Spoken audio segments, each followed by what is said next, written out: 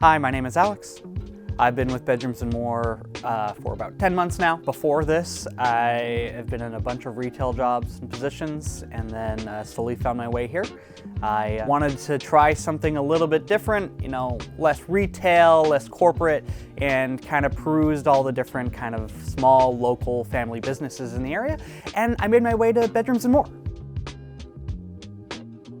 When I first started, training was a thing, and I had a bunch of training to do. I spent a majority of my time in this store. And then a couple months down the line, we started getting opportunities to take some ownership over areas of the store.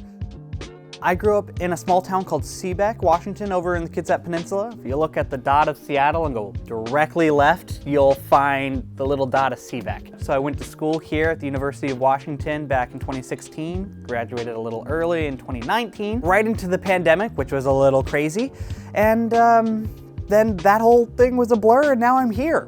When I was in school, and even before that, I did a bunch of musical theater. You can tell by the tattoo that I have on my forearm. I did a bunch of musical theater, one, because I love to perform, and two, I love the community that you create when you are in a show and you're spending a bunch of time with a bunch of people for a few months. Which is why I decided to leave my previous job, because I just didn't have that sense of community anymore. Relationships are really important to me. I don't just have dry conversations with my coworkers and the clients that I meet anymore like I was at my previous jobs. I'm actually able to make lasting connections. That's something I've really enjoyed. Luckily, I pursued a craft where I was able to figure out motivations and drives of myself and people around me, and I was able to kind of use that and hone the craft of talking to people. It's particularly helpful here in Bedrooms & More.